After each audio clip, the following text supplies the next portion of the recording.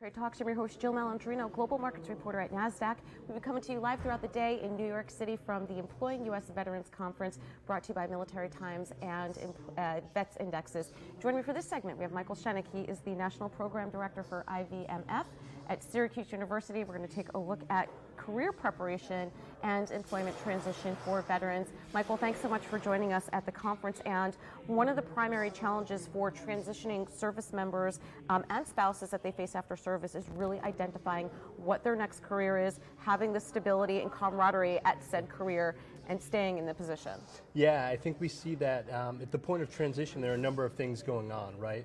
First, they're competing with a lot of different priorities. They have a short window to get a lot done, and usually things have been planned for them, and now they have to plan for themselves. So the transition period of 180 days really shortens up quite quickly. That plus navigating the ecosystem that is civilian employment can be quite challenging. It's not that there's not opportunity out there. It's like you said, understanding what those opportunities might be. And for that, it's identifying what their past experiences are, coupled with their current skills and really what their aspirations might be, because we see 60% of transitioning service members don't go into the field or the MOS that they had while in the military.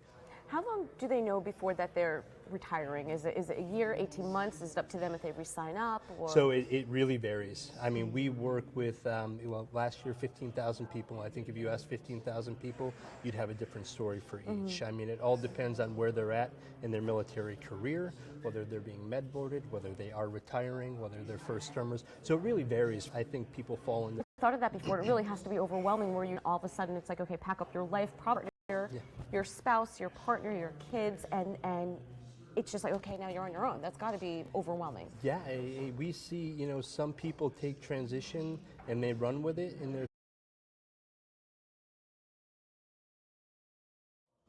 Welcome to Nasdaq Trade Talks. I'm your host, Jill Malandrino, global markets reporter at Nasdaq. We'll be coming to you live throughout the day in New York City from the Employing U.S. Veterans Conference, brought to you by Military Times and Michael Schoeneck. He is the National Program Director for IVMF at Syracuse University. We're going to take a look at transition for veterans. Michael, thanks so much for joining us at the conference. And one of the primary challenges for transitioning is really identifying camaraderie at said career and staying in the... A number of things going on, right?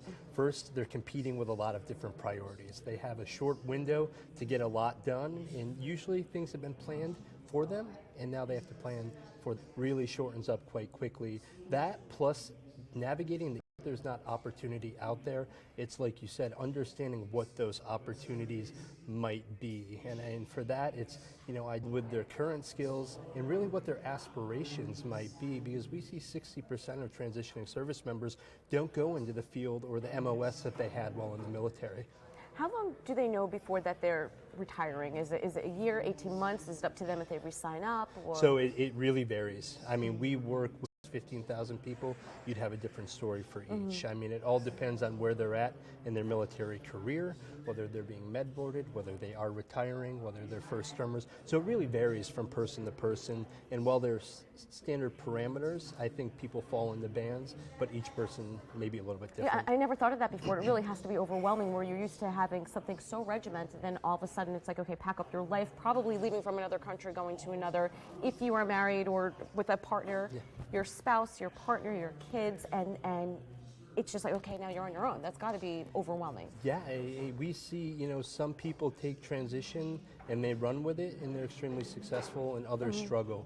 And I think it's finding that individual strategy and approach that will work for them that's so important.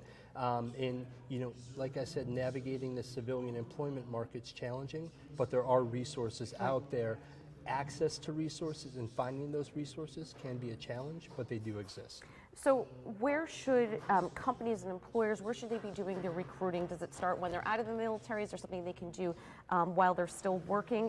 What kind of companies are leading examples of how we should be doing it right? Yeah, so, taking a look at the industries where we're seeing trends, STEM is huge, right? Like I mentioned earlier, meeting those individuals where they're at is so important. We at Syracuse University and the Institute for Veterans and Military Families, specifically the Onward to Opportunity, try to create create a bridge and gap that disparity between the two through our program, where we will actually bring in employers to talk to our participants. You know, in addition to the credentialing that we will pay for, we will make the connection to employment services and to prospective employers. Maybe they're not hiring, but it's to understand what that landscape looks like, what hiring managers are doing, and really how to access them. I think we see those employers that are doing well have a strategy, understand the value of hiring transitioning service members, veterans, and spouses, and have a concerted effort, whether the culture and the competencies that people bring, or, you know, quite frankly, just getting their name out there and having the conversations to learn. We have seen those that have a strategy, like the JP Morgan Chases, they do a great job. Googles, the Amazons as well. We see the strategy as a key component to that. All right, and I'll tell you one thing that I got away from this conference, the challenges that military spouses face in terms of misconceptions and the challenges just even in the job market. That's my takeaway from all this. Yeah, and I think one of the good things that's happening is spouses are becoming an emergent population being served through veteran service organizations and companies. I think one of the challenges amongst many that spouses have is, you know, gaps in employment periods. They tend to follow at the different duty stations, so when you look at their resumes, there may be gaps in between. Or levels of skill. Service member was deployed, and their responsibility at the time was keep the homestead afloat and going. Also, you know, those individuals that may be stationed abroad, there are status of forces agreements that, you know, preclude spouses from working. So I think we as an Onward Opportunity Program, one of the things we're looking at is the gig-based economy, and how can we provide a conduit to those spouses to the opportunities that may not be based geographically where they're at, as well as setting them up with portable job skills, right? They can go from location to location and close the gap in between skills, or quite frankly, help them to tell the story of why those gaps exist. Because we know traditionally employers may look at it as a negative, and it's, I think, all about shaping the narrative for them. Well, that's one great thing about technology is this ability to telecommute. So you might not necessarily have to be in one location, and there's a number of things from marketing to communications to consulting that you can do with that ability. Absolutely, absolutely. Yeah, I think, you know, like I said, spouses bring so many things to the table, in providing those remote-based opportunities is something we as a program are going to focus in, as well as educating employers to help meet them in the middle and meet them where they may need to be. Well, I've certainly learned a lot. Thank you for what you're doing with Onward to Opportunity and for joining us. And thank you for joining me on Trade Talks. I'm Jill Malandrino, Global Markets Reporter at Nasdaq.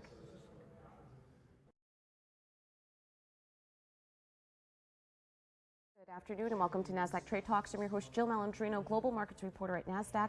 We've been coming to you live from New York City at the Employing U.S. Veterans Conference, brought to you by Military Times as well as Vets Indexes. And we've learned a lot of great things today and how we can recruit and support U.S. veterans going forward. And helping me wrap up coverage, we have Simon Coombe. He's a North American Simon. Hi, Jill. Good to be here. Nasdaq is recruiting a diverse culture and what our diversity and inclusion programs bring.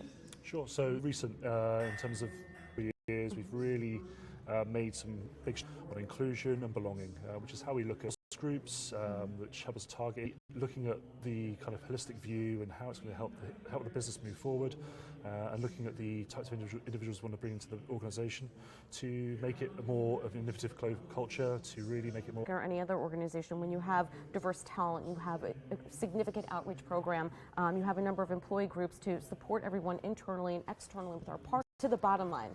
Sure. So I think, I think there's studies out there, lots of studies out there that show that having a diverse workforce, having that, there's different mindsets, there's different ways of thinking, things overall grow, helps them think differently about things, how they're doing business, and first, Nasdaq change and transformation, and having those different perspectives and different ways of thinking really helps us move the dial in so many different ways and so many different things. What can organizations do to better support veterans as they transition? I think there's education for sure. I think there's some degree of lack of knowledge of what veterans can do, what they can bring to the organisation, particularly disabled veterans, which necessarily, but I think looking at transferable skills, the things that they've learned in service, the experience they have in project management, program management, lead combat on battlefield, how that can transfer into corporate life, and how those skills and those abilities can be applied to to the things we do in business, not just in Nasdaq, but in other organizations for sure. All right, and to wrap up here, how at Nasdaq do we engage with veteran talent, and what are some suggestions for veterans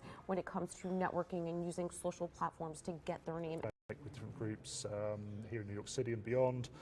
We run lots of events, corporate events, getting companies to come in, meeting with veterans directly, running workshops with them about CV writing, resume writing, about their LinkedIn profiles particularly as well, which are a huge window of opportunity for anybody really, but definitely for veterans, to help them get linked in with people they may know from service, to open doors for them in that way. But I think we just try and for a role who's coming from that kind of background. We want to talk to them about what the opportunities are, what skills on a day-to-day basis. Okay, thank you so much for what you're doing for the Veterans Group and all of our D&I groups at Nasdaq. Thank you. And thank you for joining me on Trade Talks. We've been coming to you live from the Employing U.S. Vets Conference. I'm Jill Malandrino, reporting to you live